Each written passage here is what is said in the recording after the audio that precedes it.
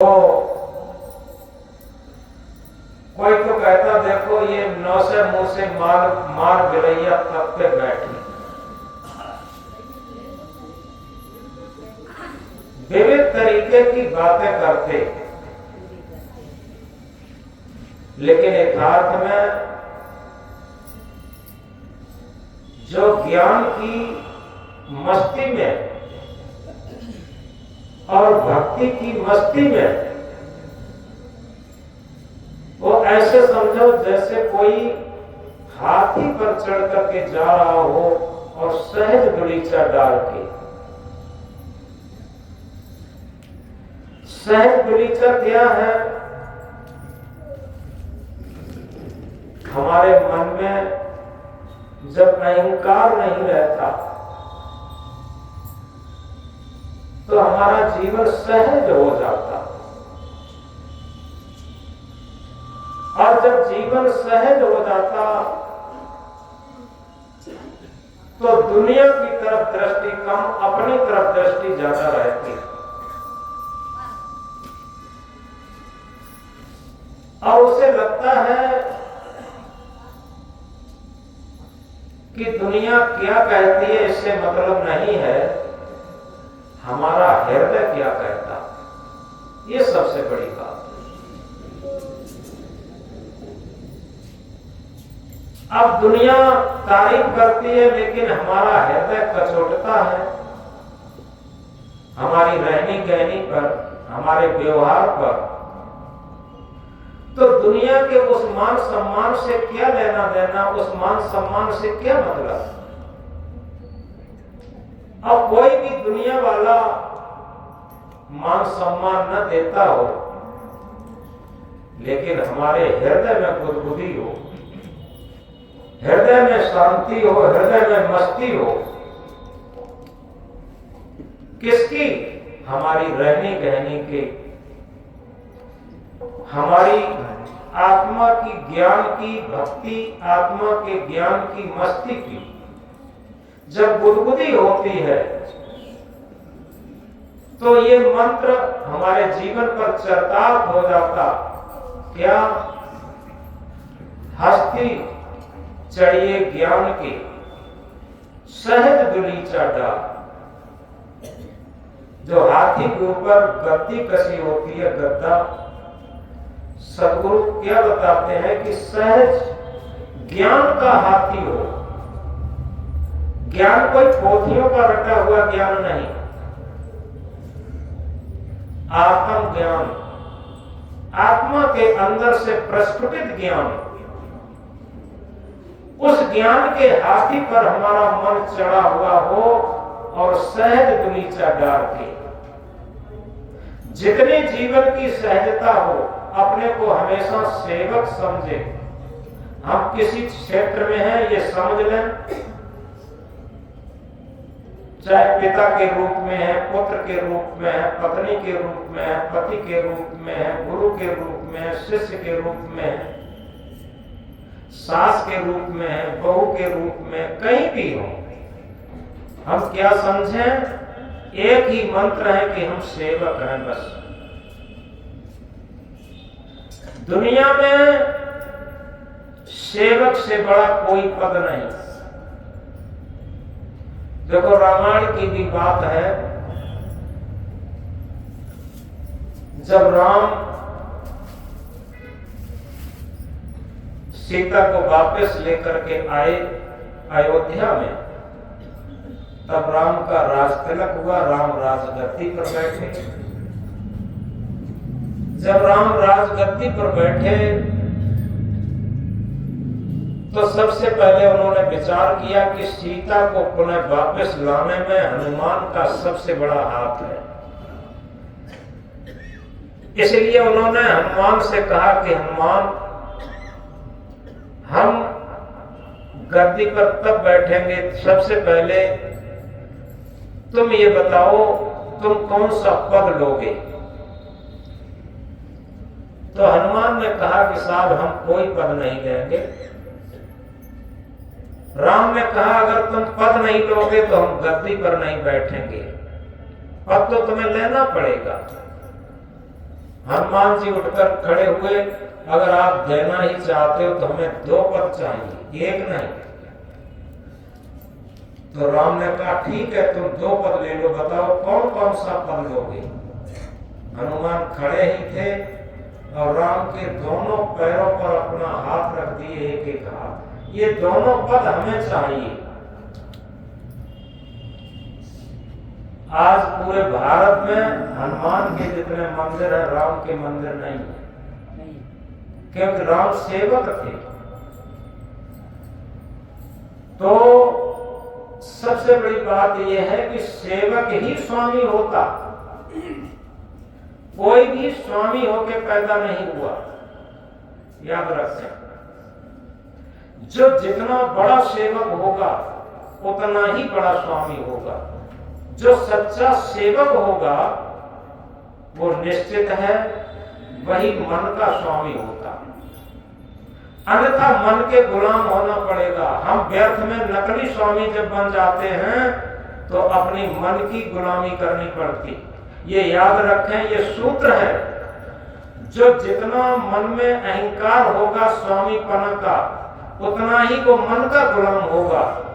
और जिसके अंदर ये भाव होगा कि हम तो एक सेवक हैं, निश्चित है वो अपने मन का स्वामी होगा, वो सच्चा स्वामी है। और उसी स्वामी के लिए सद्गुरु कहते हैं हस्ती चढ़िए ज्ञान की।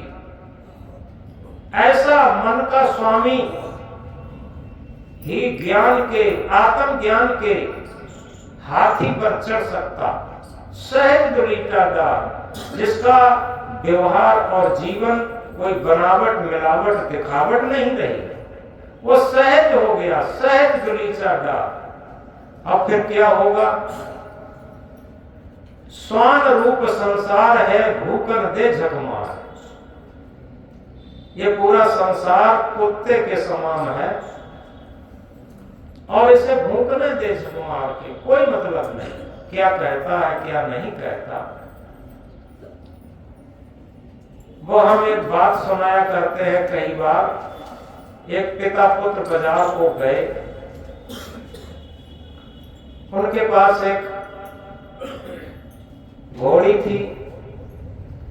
तो पहले पिता ने सोचा कि लड़का है, इसे घोड़ी पर बिठा दें, हम तो पैदल भी पहुंच जाएंगे। जब अहंकार नहीं रहता तो कोई बात नहीं, लड़के पर घोड़ी पर बिठा दिया और बाप पैदल चल रहा। लोग मिले, देखो भूखने की बात कह रहे, लोग मिले, देखो कलयुग का जमाना, लड़का आराम से घोड़ी पर चल रहा है, पिता बेचारा पैदल चल रहा है, पैदल चलते चलते मारा जा रहा। लड़के ने कहा पिताजी ये तो बात गलत हो गई, आप घोड़ी पर बैठे हम पैदल चले। बाप जब घोड़ी पर बैठ गया, लड़का पैदल चलने लगा। आगे लोग मिले, क्या कहते हैं, ये बाप है कनास, देखो अपना आराम से घोड़ी पर बैठा और लड़का बेचारा पैदल चलते चलते मारा जा रहा। अब बाप ने कहा बेटा ये भी बात अच्छी नहीं रही, ऐसा करो दोनों लोग बैठ लो। अब लड़का भी बैठ गया, बाप भी बैठ गया। अब जब दोनों बैठ गए, आगे लोग मिले, देखो इनसे बड़ा दुनिया में कसाई कौन मिलेगा। एक जान और दो सवार घोड़ी लचर पचर हो रही है, दोनों लदे हुए हैं, बताओ कितने बड़े कसाई हैं। अब बाप बेटा ने सोचा ये भी बात अच्छी नहीं रही, ऐसा करते हैं दोनों लोग पैदल चलते हैं और घोड़ी को खाली लिए चलते हैं। अब घोड़ी आगे आगे खाली, दोनों पैदल चल रहे हैं, आगे लोग मिले तो लोगों ने कहा देखो देखो भैया, इन दोनों से कौन ज्यादा बेवकूफ होगा। भट्टे में ऐसे दाना घास खिलाते हैं, मेहनत करते हैं, दोनों पैदल चले चले मरे जाते हैं, घोड़ी को खाली लिए जा रहे हैं। अब बताओ कोई विकल्प रहा? इसको समाधान के लिए कबीर साहब कहते हैं हस्ती चढ़िए ज्ञान की, सहज गुलीचा डार। जहां हमारे जीवन में बनावट मिलावट और दिखावट न रहे और हम आत्मा के ज्ञान पर हमेशा अपनी आत्मा का ज्ञान हमारे मन पर लागू रहे और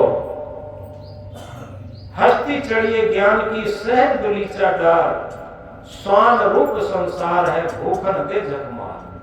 फिर ये संसार तो स्वान रूप है। एक पूर्व में जिला अम्बेडकर नगर से और आगे गए थे एक प्रोग्राम में, वहां लोग राम का नाम नहीं लेते, जय सीता की कहते। उनके सामने राम का नाम कह दे तो बड़ी गुस्सा हो जाते, गलती कर गालियां देने लगते। क्या कहते, अरे उसका नाम ले लेते। वो गर्भवती होते हुए सीता को और राम ने वनवास दे दिया था। राम का नाम मत लो मेरे सामने, जय सीता की करते। अब बताओ, दुनिया में राम राम कहते हैं, लेकिन ऐसे भी लोग हैं कि राम का नाम भी नहीं लेना चाहते, वो जय सीता की करते। क्या करोगे? तो सबसे बड़ी बात, सदगुरु कबीर देव एक बीच का मार्ग और सत्य मार्ग, आत्मा का मार्ग दिखाते हैं। और वो वही है कि हम अपने आत्मा रूपी ज्ञान के हाथी पर हमारा मन असवार रहे, क्योंकि हाथी जिधर ले जाएगा सवार उधर ही तो जाएगा। इसी तरीके से हमारे आत्मा रूपी ज्ञान पर जब हमारा मन सवार हो जाएगा तो आत्मा का ज्ञान जैसा बोलेगा मन को वैसा ही करना पड़ेगा। ये दुनिया में सबसे ऊंची साधना है, सबसे ऊंचा जब तक पूजा पाठ तीर्थ व्रत सब कुछ है। सहज गलीचा डार, फिर स्वान रूप संसार है भूखन दे जगमार। और ये कब होगा? ये कैसे हो सकता? जब हम एक सूत्र को पालन करेंगे। देखो, एक रामायण की चौपाई क्या कहती है, सद्गुर वैद्य वचन विश्वासा, संयम ये न विषय की आशा। ये रामायण की चौपाई बहुत, रामायण की जान समझो। सद्गुर वैद्य, हम ये समझें हमारे सद्गुरु हमारे वो वैद्य हैं जो जन्म मरण के रोग को, जन्म मरण की व्याधि को खत्म कर सकते हैं। ये भव व्याधि को खत्म करने के लिए सद्गुरु ही वैद्य हैं। हमारे सद्गुरु ऐसे वैद्य हैं, ऐसा वैद्य, ऐसा डॉक्टर दुनिया में पैदा नहीं हुआ जो हमारी भव व्याधि को दूर कर दे, जन्म मरण की व्याधि को दूर कर दे। तो सद्गुरु वैद्य वचन विश्वासा, और सद्गुरु के वचन पर अटूट आत्म विश्वास होगा। संयम ये न विषय की आशा। और जब कोई वैद्य होते हैं तो परहेज भी बताते हैं, दवा तो बताते ही हैं, परहेज बताते। परहेज क्या है कि विषय की न आशा, यानी ये पंच विषय जो शरीर के साथ लगे हुए हैं, पांच तत्व पंच विषय, ये विषयों की आशा बिल्कुल त्याग दी जाए। पंच विषयों से बिल्कुल अनासक्त हो जाए। और इसे रामायण की दूसरी चौपाई सिद्ध कर देती है। क्या? जहां काम तहां राम नहीं, जहां राम नहीं काम, तुलसी दोनों होत नहीं, रवि रजनी एक ठाम। जहां हम घट घट रमैया राम, जिसे आत्म राम कहते हैं, उसकी स्थिति चाहते हैं तो सारी कामनाएं, सारी वासनाएं छोड़नी पड़ेगी। जहां काम तहां राम नहीं, जहां कामनाएं हैं वहां राम स्वरूप नहीं है, और जहां राम स्वरूप है वहां कामनाएं नहीं है। तुलसीदास कहते हैं कि रात्रि और सूर्य दोनों एक साथ नहीं हो सकते। जहां पर सूर्य होगा वहां पर रात्रि नहीं होगी, रात्रि होगी वहां पर सूर्य नहीं होगा। यह सूत्र की बात है। तो इस तरीके से इस चौपाई को हम गहराई से समझें। सद्गुर वैद्य वचन विश्वासा, संयम ये न विषय की आशा। हम अगर अपने सदगुरु को इस तरीके से समझ लें, दुनिया में हमारी भव व्याध को दूर करने वाला अगर कोई है तो सदगुरु वैद्य है, और उसके बताए हुए रास्ते पर चल करके ही हम इस भव सागर से पार हो सकते, इस भव व्याधि को काट सकते, इस बीमारी को काट सकते। तो लेकिन इससे पहले एक बात समझनी है। एक जगह एक पति पत्नी में झगड़ा हुआ, अक्सर होते ही रहते हैं। पति पत्नी में झगड़ा हुआ और पत्नी वहां से चली गई, घर से पत्नी चली गई, पति पीछे पीछे जाता है। आगे एक आदमी मिला, उससे पूछा, भैया इधर कोई महिला गई है? तो उसने पूछा क्या नाम था? कि उसका नाम फजीती था, उसका नाम था फजीती। उस व्यक्ति ने पूछा तुम्हारा क्या नाम है? कि हमारा नाम बेवकूफ है। वो आदमी बोला, अरे यार जहां बेवकूफ रहेगा तो फजीती तो बनी रहेगी, फजीती कहां चली जाएगी? अनेक फजीती होंगी, फजीती कहीं जा ही नहीं सकती। अब इस दृष्टांत का वास्तविक सिद्धांत है, ये हमारा मन बेवकूफ है। सबसे बड़ी सूच, हर किसी का मन बेवकूफ है। बेवकूफ कैसा है? एक शब्द है बेवफा, यानी पहले ये खूबी ढूंढता है। बेवकूफ यानी खूब खूबी ढूंढता है, उसमें आसक्त होता है खूबी ढूंढ करके, और वहीं फिर बेवफाई करता है।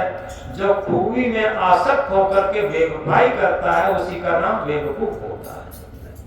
बार बार आसक्त होकर के और बेवफाई करने का नाम ही बेवकूफ होता है। याद रखें, ये मन हर चीज में बेवफा रहता है। आप बताएं, पूरे जीवन आत्मा के साथ बेवफाई करता है। जिसके सत्ता पर ये हमारा जीवन चलता है और उसी के साथ एक बेवफाई करता, बताओ इससे बड़ा बेवकूफ कौन होगा? इस मन से ज्यादा ये बेवकूफ है, और ये पूरे जीवन फजीती कराता। आप बताओ, पग पग पर फजीती कराता। तो इस तरीके से अगर इस दृष्टांत को समझ लिया तो हम भक्ति मार्ग में, ज्ञान मार्ग में आगे बढ़ सकते हैं, जब तक ये हमारा मन बेवकूफ रहेगा। इस मन को क्या बनना है? कवि साहब जगाते हुए कहते हैं, तन को साधु सब करें, मन को करे न कोई, जो मन को साधु करे सहज सब सिद्ध हो। यानी हम मन को, तन को तो सज्जन बनाना चाहते हैं, लेकिन अंदर दुष्ट दुर्जन रहना चाहते हैं। हमारा मन दुष्ट दुर्जन रहना चाहते, बाहर से हम सज्जनता दिखाना चाहते, बाहर से हम अपने को भक्त दिखाना चाहते, हमारा मन अभक्त रहना चाहते। बाहर से हम सुंदर दिखना चाहते, हमारा मन काला कलूटा रहना चाहते। बाहर से हम संत साधु दिखना चाहते, लेकिन हमारा मन असंत असाधु रहना चाहता। ये सब क्या है? यही तो सबसे बड़ी दुविधा है, और यही सबसे बड़ी मन की बेवकूफी है। तो इस मन की बेवकूफी को हटा करके हम केवल आत्मा के ज्ञान पर मन को आसीन कर दें, और मन अपनी आत्मा से कोई बेवफाई न करे। जिसका मन अपनी आत्मा से बेवफाई नहीं करता, वही सच्चा साधक, वही सच्चा भक्त, वही सच्चा संत, वही सच्चा सद्गुरु। याद रखें, जिसका स्वयं का मन अपनी ही आत्मा से बेवफाई न करता हो, उसका मन बेवकूफ नहीं होगा, उसका मन सज्जन होगा, उसका मन भक्त होगा, उसका मन संत होगा। और कबीर साहब का ये मंत्र चरितार्थ होगा, तन को साधु सब करे, मन को करे न कोई, जो मन को साधु करे सहज सब सिद्ध हो। इसे इस तरीके से और समझें। जैसे कागजी ज्ञान तो हम बहुत जान लेते हैं, लेकिन अगर वो हमारे आचरण में ना उतरता हो, हमारे जीवन में ना उतरता हो, हमारे रहनी गहनी में ना उतरता हो, तो उसी तरीके से होता है।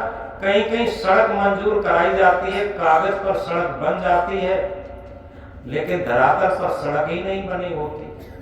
आप बताओ, कई जगह ऐसा हुआ कि कागज में तो सड़क बनी है, लेकिन धरातल पर उतरी ही नहीं, सड़क बनी ही नहीं।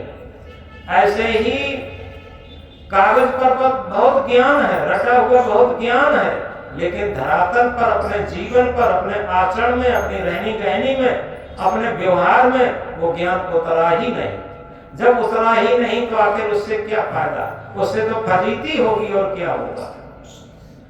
वो तो ऐसा हो जाएगा जैसे कोई एक बुझा हुआ दीपक,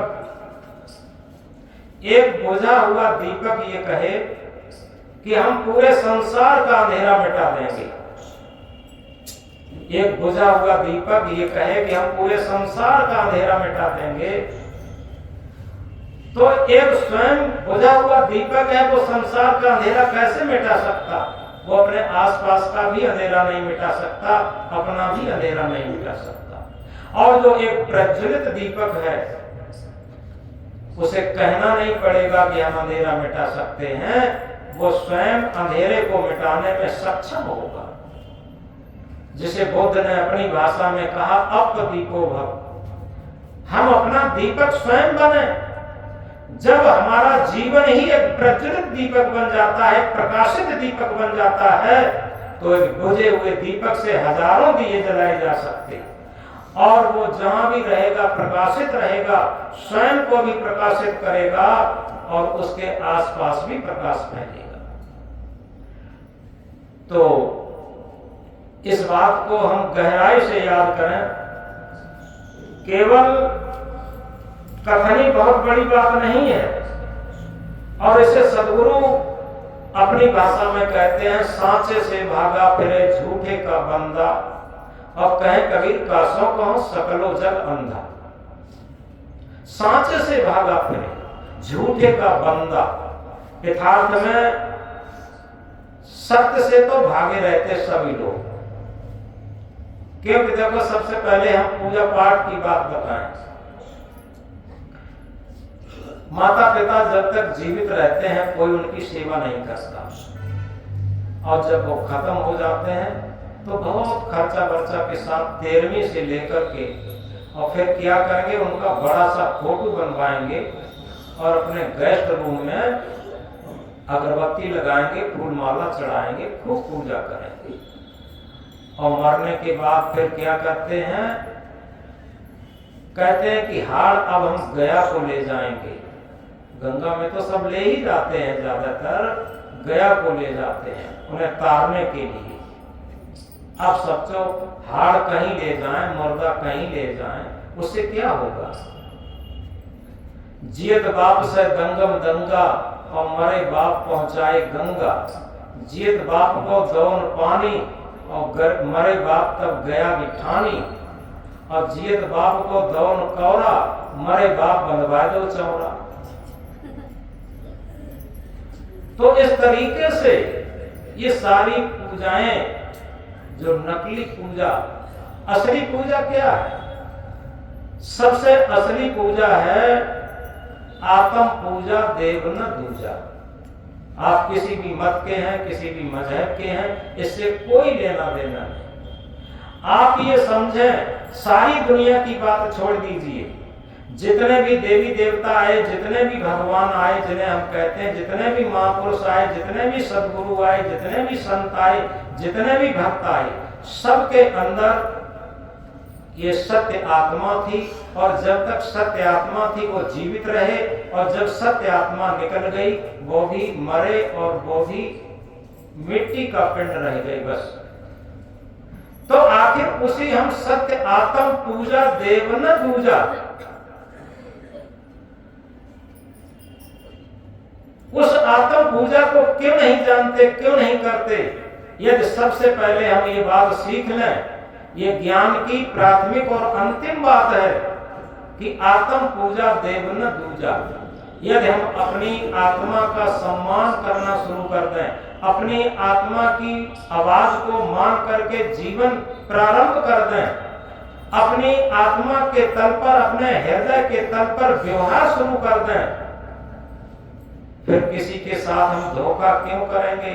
उनके अंदर भी तो आत्मा है। किसी प्राणी के हिंसा क्यों करेंगे? जीव हिंसा क्यों करेंगे? हम एक जो जीव रहित देवी देवता है उनकी पूजा खूब करते हैं, और जिनके अंदर सच्चे देवी देवता, सच्ची आत्मा है और जो जीवित हैं उन्हें मार के खा जाते हैं। बताओ, ये सब नकली पूजा नहीं तो क्या? हिंसा जिसे कहना चाहिए।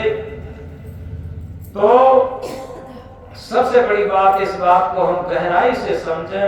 कवि साहब इसी को कहते हैं, सांचे से भागा फिरे झूठे का बंदा, कहे कबीर कासों कहो सकलो जग अंधा। सांचे से तो भागा फिरता, सांचा क्या है? अपनी अंतरात्मा, इससे तो भागा फिरता, अंतरात्मा की आवाज ही नहीं सुनता, अंतरात्मा को महत्व ही नहीं देता, और झूठी झूठी बातों में, झूठे झूठे प्रपंचों में, झूठी झूठी पूजाओं में, झूठे झूठे तीर्थ व्रतों में बहुत विश्वास करता, उसको बहुत मान्यता देता।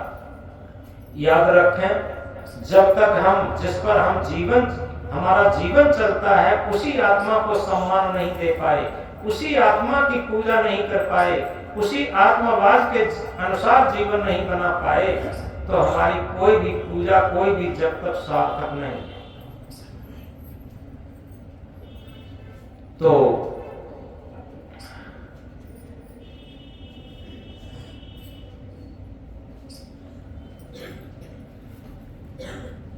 कबीर साहब ही नहीं, रामायण में भी कहा है, सत्य समान धर्म नहीं दूजा, जब तक यज्ञ हो नहीं पीजा। सत्य के समान दुनिया में कोई धर्म नहीं, और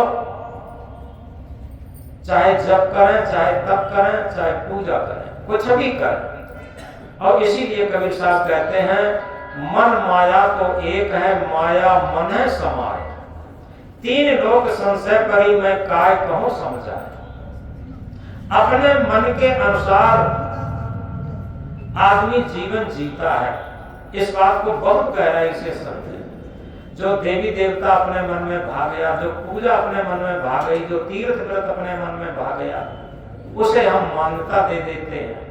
इसी तरीके से अपने मन के अनुसार घर में जो सदस्य होता है उसे महत्व दे देते हैं, या रिश्तेदारी में हो, कहीं भी हो, उसे महत्व दे देते हैं।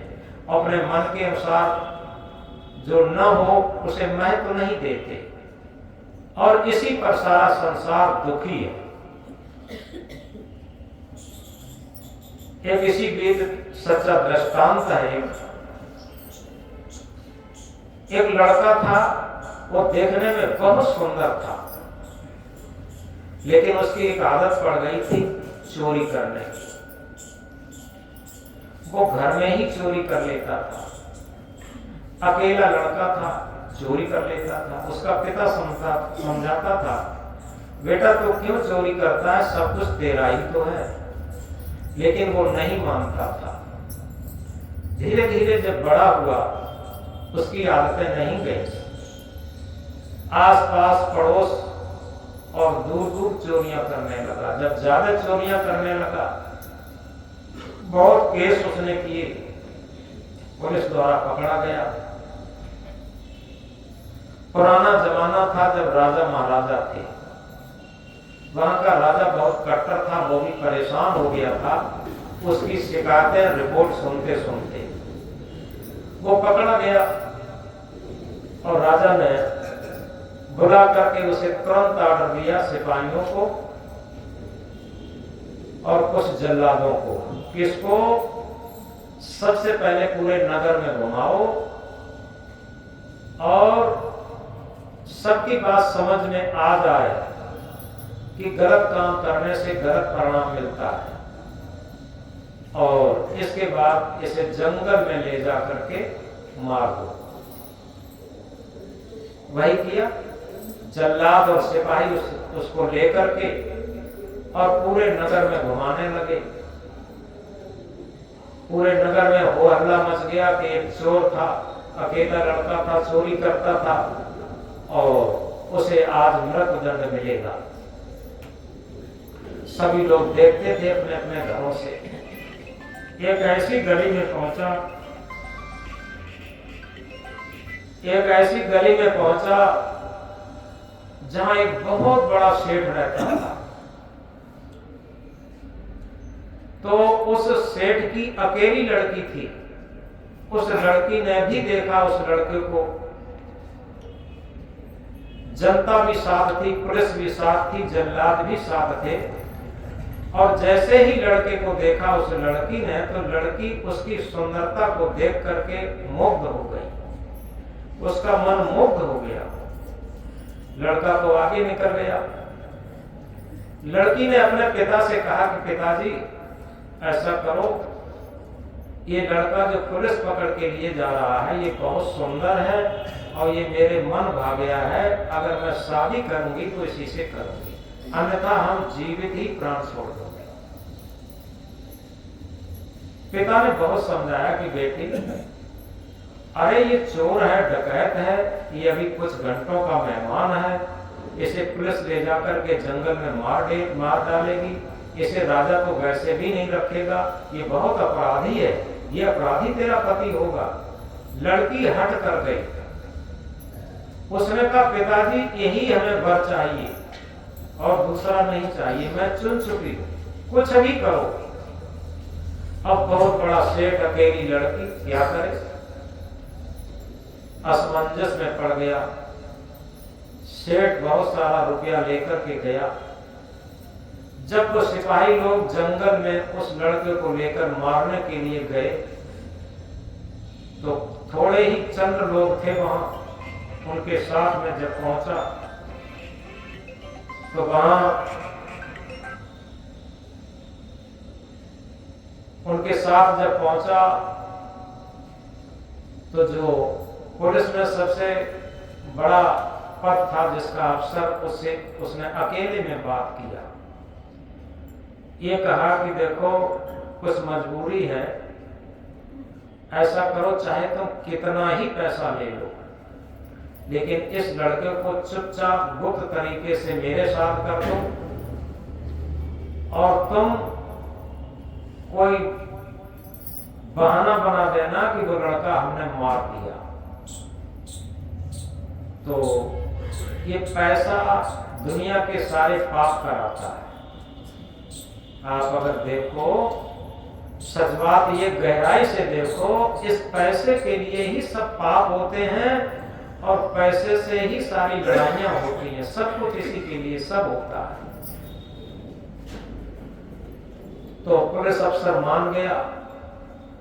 वो अंधेरा करता रहा और चुपचाप उसे दे दिया। वो लुक छिपा करके वहां से ले आया और उन्होंने फायर किए इधर उधर और राजा को दिखा दिया कि लड़के को मार दिया।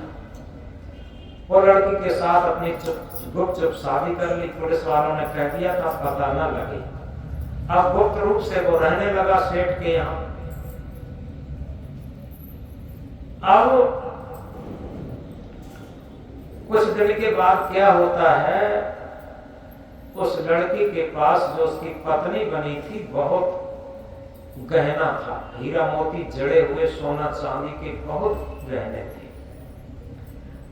अब उसका संस्कार पहले से था चोरी का। तो अब वो सोचने लगा ये कैसे ही हमारे हाथ लगे। अब देखो अकेली लड़की, अकेला दामाद, सब उसी का धनमाल था, लेकिन फिर भी वो संस्कार उसे कचोट रहा है। हम वो बात कह रहे हैं जो कबीर साहब कहते हैं मन माया तो एक है। लोग कहते हैं कि बाहर माया कहीं नहीं है। माया तो मन ही, मन के अंदर सारी माया समाई हुई है। तो उसके मन में सवाल हो गया ये गहना किसी तरीके से हमें मिले। उसने एक तरकीब निकाली, अपनी पत्नी को समझाया कि देख एक बात तुझे बताते हैं बहुत महत्वपूर्ण है कि हमारी तेरी शादी, मैं तो उसी दिन मर गया होता। मैंने एक देवी की आराधना भी की थी, तेरे पिता ने पैसा तो दिया ही, लेकिन मैंने एक देवी की आराधना की थी, वो पर्वत पर है, और मैंने कहा था अगर मैं जीवित रह गया तो तेरी पूजा करूंगा, और तेरी पूजा करने में नहीं आ पाया। अगर उसकी पूजा करने में नहीं जा पाया तो निश्चित है मेरा तेरा साथ बिछुड़ जाएगा, उसकी पूजा जरूरी है। तो पत्नी उसमें आसक्त थी ही, उसने कहा चलो ठीक है, चुपचाप तरीके से पूजा कर लेते हैं कि जितना खर्चा होगा किया जाएगा। उसने बड़े ढंग से सारी मिठाइयाँ, पूरी, सब कुछ सामान इकट्ठा किया और रात में रथ तैयार करके, पुराना जमाना था, रथ तैयार किया और रथ पर सवार होकर पत्नी और रथ, और उसने पति ने ये कहा कि देखो पूरा गहना पहन लेना, जितना तुम्हारे पास गहना है सब कुछ पहन के चलना है। तो उसने सारा गहना पहन लिया और पहन करके उसी पर्वत के पास पहुंचे। उस लड़के ने कहा देखो रथवाले से तुम यहीं रहो, आगे तुम्हें नहीं जाना है, हम पूजा करने जाते हैं। क्या हुआ, दोनों पत्नी वहां पूजा करने गए। उसने दिखावा कि वहां थोड़ी बहुत पूजा की, इसके बाद पत्नी से कहा देखो जितना गहना है यहाँ उतार के रख दो और बस हमारा तुम्हारा अंतिम है, हमें तो इस गहने से मतलब है। वो समझ गई वो लड़की, उसने सोचा ये मुझे मार डालेगा, तो उसने केवल विवेक से थोड़ा काम लिया। उसने कहा देखो कोई बात नहीं पतिदेव, अब तो हम तुम्हारी अर्धांगिनी है, जैसा करोगे आप सारा गहना ले लो, मुझे मार दो, कोई बात नहीं, लेकिन कम से कम एक क्षण हम लोग प्रेम से तो बात कर लें। इसी बात पर वो थोड़ा ढीला पड़ता है, और जैसे ही ढीला पड़ता है वो लड़की लग थी, उसने पहाड़ से धक्का दिया उसे, और बहुत ऊंचाई पर थे, धक्का देने से वो नीचे गिरा और उसकी खोपड़ी फट गई, वो मर गया। उसकी पत्नी ने, उस लड़की ने सारा गहना उठाया और रथ पे सवार होकर के घर पे आई और आकर के पिता से हाथ जोड़ करके क्षमा मांगी। पिताजी आप ठीक कहते थे, मेरा मन तो अंधा हो गया था उसमें आसक्त होकर के, और अब मैं समझ पाई अगर थोड़ा समझदारी से काम न चलाती तो आज मैं मर जाती, ये सब गहना भी लुट जाता। तो बाद में उसके पिता ने खुल के शादी की और इसके बाद में शांति से उसका जीवन कटने लगा। तो ये एक घटना समझने के लिए, ये मन पता नहीं क्या क्या जीवन में कराए, ये मन न जाने क्या क्या कराए, पूरे जीवन क्या क्या नाच नचाता है ये मन। और इसीलिए कबीर साहब खुल के कहते हैं और बड़े जगा करके कहते हैं कि मन माया तो एक है। ये मन और माया एक ही चीज है, कोई अंतर नहीं है, माया कहीं बाहर नहीं है, इस मन के अंदर सारी माया समाई है। हमारा आकर्षण वही होगा जो हमारे मन में समाया होगा। मन माया तो एक है, माया मन है समाय, संसार की सारी माया इस मन के अंदर समाई है। जैसे एक बरगद के बीज के अंदर, कि बरगद का कितना छोटा बीज होता है, उसमें कितना विशालकाय बरगद समाया होता, ये कल्पना नहीं करी जा सकती। और आज तो वैज्ञानिक युग में सभी जानते हैं, ये मोबाइल का जो चिप होती है बहुत छोटी सी, उसमें हजारों शास्त्र भरे होते हैं। और क्या क्या है, रेलवे से लेकर, बस से लेकर, राजधानियों से लेकर पूरा संसार भरा पड़ा है, कितनी छोटी चिप और उसमें कितना मटेरियल भरा पूरे संसार का। बरगद का बीज तो और बरगद का वृक्ष तो फिर भी छोटा होता, लेकिन यथार्थ में ये चिप तो बहुत छोटी होती, इसमें संसार का मटेरियल होता, और यथार्थ में समझे उस चिप भी बहुत बड़ी होती है। ये हमारा मन तो बहुत सूक्ष्म होता, उस चिप को तो सब जानते हैं, लेकिन मन को कहां देख पाते बताओ पूरे जीवन। ये मन की चिप बहुत छोटी होती है, बहुत सूक्ष्म होती है, सूक्ष्म से भी सूक्ष्म। कोई भी सूक्ष्मदर्शी यंत्र लगा दो, वैज्ञानिक मन का फोटो उसमें नहीं आ पाएगा, याद रखो। आज तक बहुत छोटी छोटी चीजें देखी जा सकती हैं सूक्ष्मदर्शी यंत्रों से, लेकिन मन का फोटो किसी सूक्ष्मदर्शी यंत्र में नहीं आएगा। वैज्ञानिक लोग किसी प्रयोगशाला में शरीर का अगर प्रयोग करते हैं तो दो चीजें छूट जाएंगी, एक मन और आत्मा, और हर चीज शरीर की मिल जाएगी। वैज्ञानिक लोग न मन को जान पाएंगे न आत्मा को जान पाएंगे। ये आध्यात्म विज्ञान का सब्जेक्ट है, और इसीलिए कवि साहब खुल के कहते हैं, जगाकर कहते हैं, मन माया तो एक है, माया मन है समाय। मन माया तो एक ही चीज है, कोई अलग अलग चीज नहीं है। लोग कहते हैं कि माया बड़ी कठिन है, माया बड़ी दुष्कर है, पता नहीं माया कब दबोच ले। माया कहीं बाहर से नहीं दबोचती है, हमारे मन के आकर्षण को ही माया कहते हैं। मन जहां भी हमारा मन आकर्षित है वही माया है, अन्यथा कुछ माया नहीं है, याद रखें। तो मन माया तो एक है, माया मन है समाय। तीन लोक संशय करी मैं काहे कहूं समझा। तीन लोक में ये संशय है कि माया कहीं अलग होगी, जो हमें नचाती है, जो हमें परेशान करती है। कबीर साहब उसे खुल के बताते हैं, हमारे मन के अंदर संसार की सारी माया भरी पड़ी है, और उस संशय को खत्म कर देते हैं। और यथार्थ में जिन लोगों का संशय खत्म हो गया, और वही आत्मज्ञान को प्राप्त कर सकते हैं। कवि साहब आगे के महामंत्र में क्या कहते हैं, संशय सब जग खंडिया, संशय खंडे न कोई, संशय खंडे सो जना जो शब्द विवेकी हो। इस संशय में सारा संसार खंडित हो गया, विखंडित हो गया, टूट टूट हो गया। कोई भी ऐसे लोग नहीं होंगे। देखो पति पत्नी भी है, सबसे गहरा रिश्ता माना जाता है पति पत्नी का। पति को पत्नी के प्रति संदेह है, पत्नी को पति के प्रति संदेह है, संशय सबके प्रति, पिता को पुत्र के प्रति, पुत्र को पिता के प्रति। ऐसा कोई भी संबंध नहीं है जिसमें संशय न हो। कबीर साहब कहते हैं, संशय सब जग खंडिया, संशय खंडन कोई। बहुत मोस्ट इंपोर्टेंट बात कहते हैं, संशय ने सारे संसार को खंडित कर दिया, विखंडित कर दिया, दुखी कर दिया, बेभान कर दिया, आसक्त कर दिया।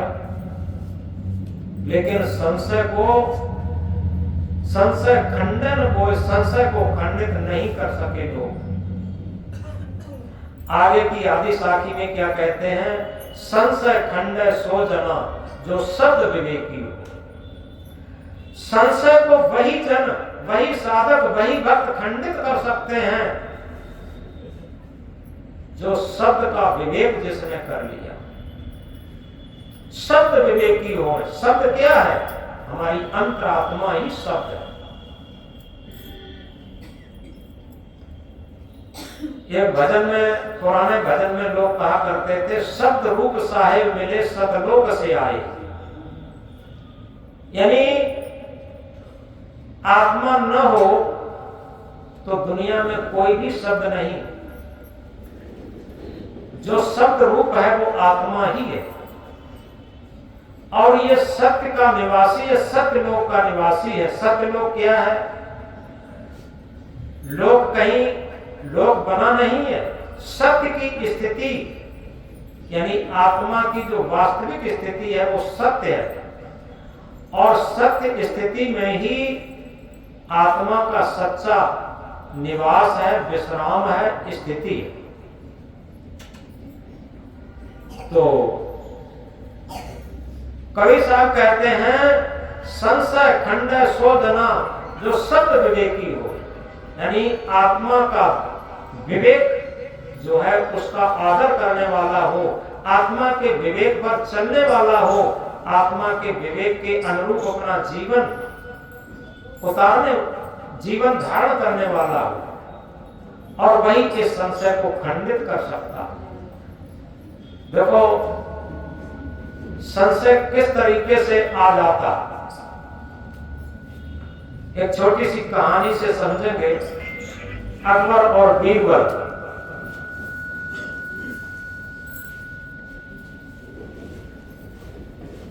एक दिन अपने उद्यान में घूमने गए, तो उद्यान में घूमते हुए उसमें एक तालाब भी था, सर्दी का टाइम था, तो तालाब की तरफ घूम रहे थे और इधर गेहूं की नराई चल रही थी। तो उद्यान के किनारे पर पति पत्नी खेत लड़ा रहे थे।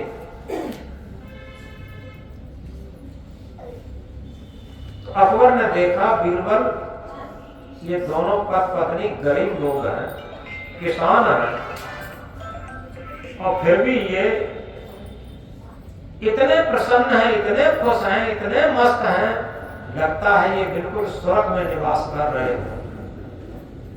इन जैसी खुशी, इन जैसी प्रसन्नता, इन जैसी मित्रता, इन जैसा खुशहाल जीवन हम राजा होते हुए हमारा भी नहीं है। बीरबल ने कहा कि सरकार बताओ तो 2 मिनट में इनका खुशहाली अभियान हम खत्म कर दें। अकबर बादशाह ने कहा कि बीरबल ऐसा कैसे हो सकता है? बिल्कुल सरकार, आप उधर टहलिए, तालाब की उस तरफ चलिए, अभी देखो इनकी खुशहाली कहां चली जाए। बीरबल, वो अकबर बादशाह उधर टहलने के लिए चले गए।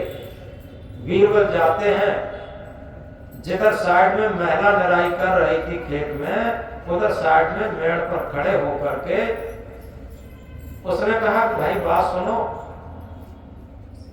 तो महिला ने सोचा कि हो सकता है कि हमारे मायके के पक्ष का कोई आदमी हो, आया हो। वो गई, उसके पास तक गई और कहा कि जाओ। कुछ नहीं कहा, एक शब्द नहीं कहा। अब बीरबल चले आए, महिला थोड़ी निराई करने लगी।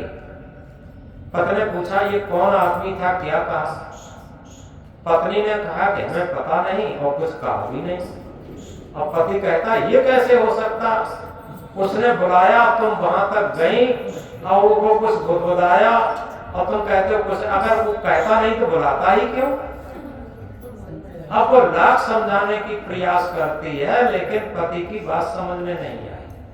अब वही हुआ, थोड़ी देर में दोनों के चेहरा पर उदासी हो गई और उदास होकर के थोड़ी थोड़ी दूरी पर निराई करने लगे।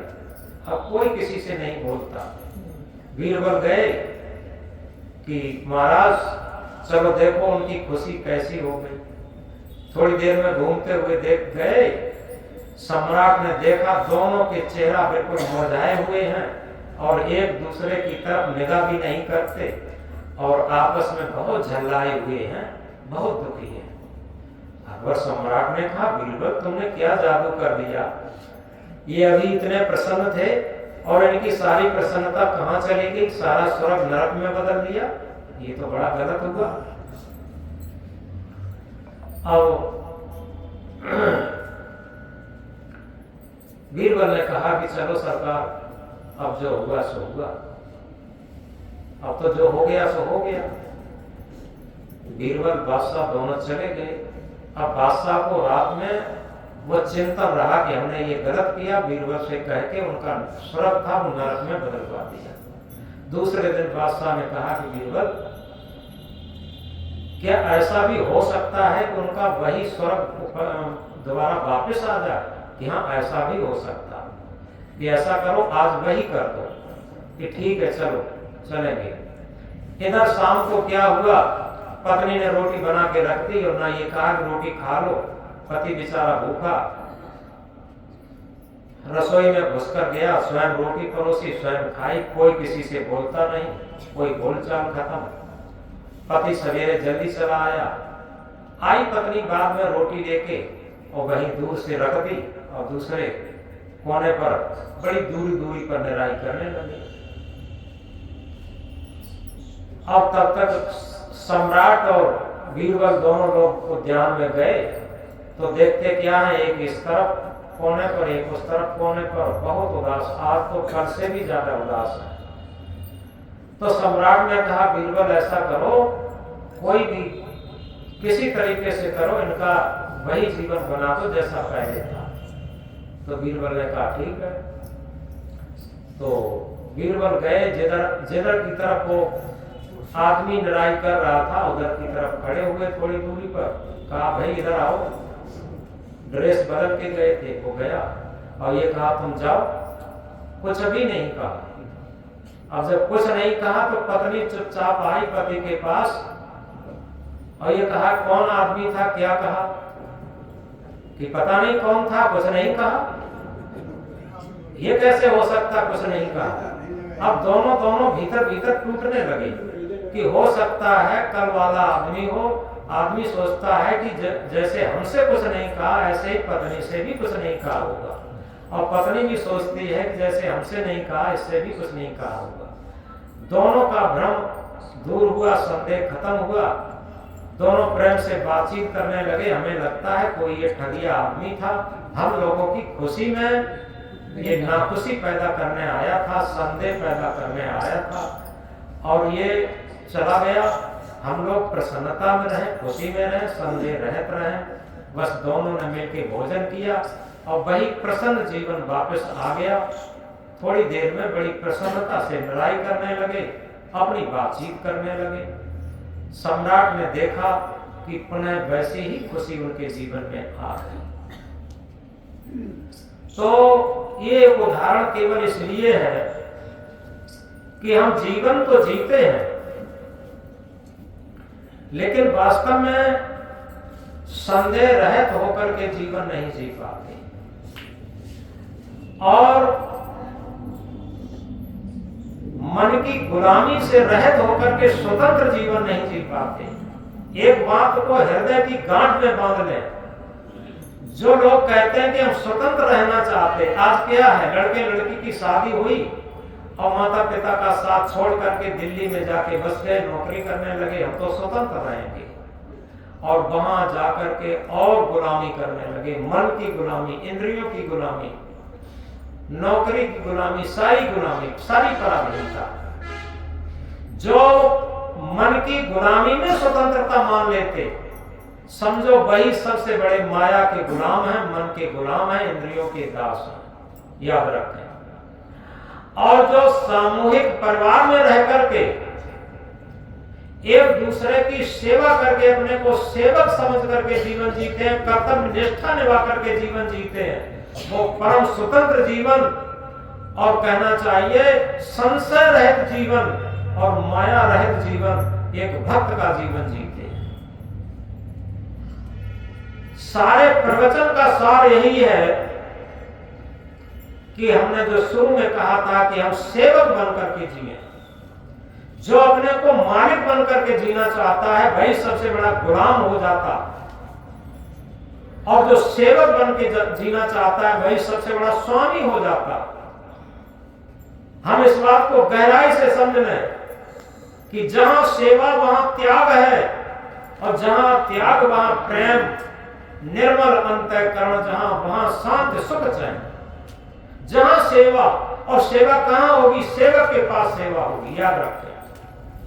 आप जितना भी जीवन में पढ़ते हैं इतिहास महापुरुषों का, संतों का, भक्तों का, उनकी सेवा तो देखिए, पहले उनके अंदर सेवा भाव था, और जब सेवा भाव था उनके अंदर, तभी उनके अंदर त्याग भाव था। यहाँ पर बड़े बुजुर्ग लोग भी बैठे हैं, महिलाओं की तरफ भी और पुरुष वर्ग की तरफ भी। पहले लोगों के अंदर प्रेम क्यों था? क्योंकि स्वार्थ कम थे, याद रखें, सेवा भाव ज्यादा थे। हमने देखा था जब महिलाएं जो भोजन बनाती थी कंबाइंड परिवार होते थे शादी के, और कोई सब्जी बनाई गई, धीरे धीरे परोसते परोसते सब्जी खत्म हो गई, तो चटनी से बट के रोटी खा लेती थी, लेकिन शिकायत नहीं थी, क्योंकि सेवा भाव था। जब सेवा भाव था तो शिकायत क्यों होती?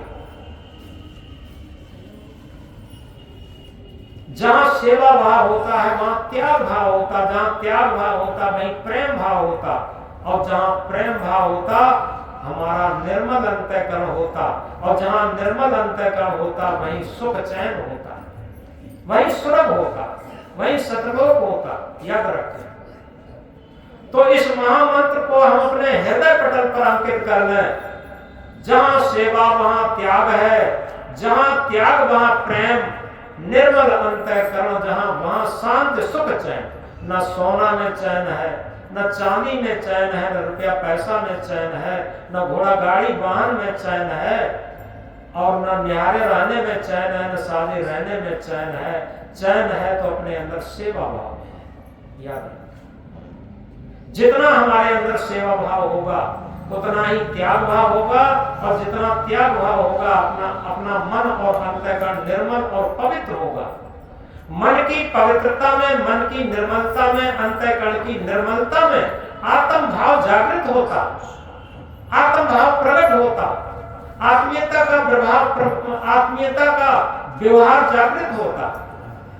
हमारे अंदर कितना प्रेम है, कितना त्याग है, हमारे व्यवहार में टपकता। याद रखें, जो ज्ञान हमारे व्यवहार में न आ पाए वो ज्ञान नहीं, वो रट्टू ज्ञान है। तो इसलिए इन महामंत्रों को हम याद रखें। मन माया तो एक है, माया मन है समाय, तीन लोक संशय परी में काहे कहूं समझाए। ये न समझें जिनके पास मन है, और जितना मन की गुलामी हम कर रहे हैं उतने ही माया में ग्रसित हैं, उतने ही संशय में ग्रसित हैं, उतने ही दुखी हैं, उतना ही दुख का साम्राज्य हम लिए। और इसीलिए अंतिम बात कहकर के बात बंद करते कि हम परिवार को सुधारना चाहते। पति सोचता है पत्नी सुधर जाए, काम चल जाए, और पत्नी सोचती है पति सुधर जाए, काम चल जाए। पिता सोचता है पुत्र सुधर जाए, पुत्र सोचता है पिता सुधर जाए। एक दूसरे को सुधारने के लिए तैयार हैं, लेकिन अपने को कोई नहीं सुधारता। परिवार को सुधारने का बीड़ा उठा रहे, समाज को सुधारने का बीड़ा उठा रहे, राष्ट्र को सुधारने का बीड़ा उठा रहे। हम कहते हैं ये कोई मत सुधारने का काम करो, केवल अपने आप को, अपने मन को सुधारने का बीड़ा उठाओ। जब अपने आप को हम अपने आप का सुधार कर लेंगे तो निश्चित है हम राष्ट्र की एक इकाई है, समाज की एक इकाई है, परिवार की एक इकाई है। धीरे धीरे सब सुधरेगा। जो हम एक भजन कहा करते हैं, भूले मन समझ के लाद लदनिया, भूले मन समझ के लाद लदनिया। कबीर साहब का जितना भी ज्ञान है, भजन है, साखी शब्द है, वो अपने पर घटाएं। ये नहीं कि हमने दूसरे को सुना दिया, हम बड़े गौरवान्वित हो गए कि हमने बहुत ऊंचा शब्द सुना दिया। अरे ये तो उधारी का सौदा है, कबीर साहब का भजन है, हमने सुना दिया तो कौन बड़ी बात है। अरे मोबाइल की चिप में तो सारा वेद शास्त्र उपनिषद गीता रामायण भागवत बीजक सब कुछ सुन लो, तो क्या मोबाइल की चिप ज्ञानी हो गई? अगर हम कबीर साहब का भजन सुना रहे हैं तो बहुत बड़ी बात नहीं है। यथार्थ में उस भजन को हम अपने मन पर, अपने आचरण पर, अपनी रहनी गहनी पर उतारने का प्रयास करें। ये जीवन की सबसे बड़ी सफलता है। तो अपने मन को, सब अपने मन को समझाएं। दूसरे को तो समझा लेते हैं। जैसे एक अध्यापक ने विद्यार्थी से कहा कि सब गढ़ तेरा साइया, सोनी से जन कोई, बलिहारी घटतास की जागट प्रगट हो, सब घट तेरा साइया। उंगली उठा करके कहा तेरा साईं सभी घटों में विराजमान है। अब विद्यार्थी ने याद कर लिया, वो अध्यापक की तरफ उठा रहा है, तेरा साईं तुझ में जाग सके तो जाग। कस्तूरी कुंडल वसै मृग ढूंढे बनवाए, ऐसे घटघट राम है दुनिया जानत ना। ये हम सब याद कर सकते और सब कह सकते। गुरु चेला को समझाए, चेला गुरु को समझाए, लेकिन स्वयं कोई न समझे तो क्या लाभ। इसलिए अपने अपने मन पर इसको हम उतारें, और तब देखो हमें भजन को गाते गाते भी शांति मिलेगी। फिर भजन के अनुसार अपना मन बनने लगे तब कितनी शांति मिलेगी। भूले मन समझ के लाद लदनिया, भूले मन समझ के लाद लदनिया। थोड़ा लाद बहुत मत लादे, थोड़ा लाद बहुत मत लादे, टूट जाए गर्दनिया।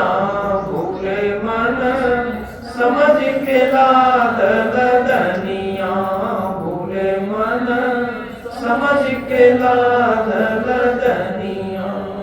सदगुरु क्या कहते हैं, थोड़ा लाद। रात दिन ये लगता है पूरा संसार हम ही चला रहे, हम ना हो तो संसार नहीं चलेगा। इतनी लदनियां लाद रहे, राग की, द्वेष की, छल की, कपट की और तमाम कुसंस्कारों की सारी लदनियां मन पर लाद रहे। भूखो होए तो भोजन करी ले, भूखो होए तो भोजन करी ले, आगे हाथ न बनिया। भूले मन समझ के लाद लदनिया, भूले मन समझ के लाद लदनिया। प्यासो होए तो पानी पी ले, प्यासो होए तो पानी पी ले, आगे देसनी बनिया। भूले मन समझ के लाद लदनिया, भूले मन समझ के लाद लदनिया। कहत कबीर सुनो भई साधो, कहत कबीर सुनो भई साधो, काल के हाथ कमनिया। भूले मन समझ के लाद लदनिया, भूले मन समझ के लाद लदनिया, भूले मन समझ के लाद लदनिया। इस भजन को, इस लाइन को अगर हम मंत्र बना लें और अपने मन को निर्देशित करके रोज कहें कि भूले मन क्यों लदनियां लाद रहा है। अरे बड़े बड़े योद्धा, बड़े बड़े राजा महाराजा, बड़े बड़े सेठ साहूकार यहाँ लदनियां लाद के चले गए, आखिर के केवल खाली हाथ जाना पड़ेगा। इकट्ठे कर जहाँ के जर, इकट्ठे कर जहाँ के जर, सभी मुल्कों के मालिक थे, सिकंदर जब चला दुनिया से दोनों हाथ खाली। तो इस तरीके से आज हमने एक चौपाई पर निवेदन किया, सद्गुरु वैद्य वचन विश्वासा, संयम ये न विषय की आशा। यथार्थ में अगर ये बात समझ लें, सारी भव व्याधि को नष्ट हमारे सद्गुरु रूपी वैद्य हमें कर सकते हैं, जब वो जो हमें सूत्र बताएं, जो रहनी गहनी बताएं, जिसके अनुसार, उस शब्द के अनुसार हम चलें। बोलो सद्गुरु कबीर साहब की।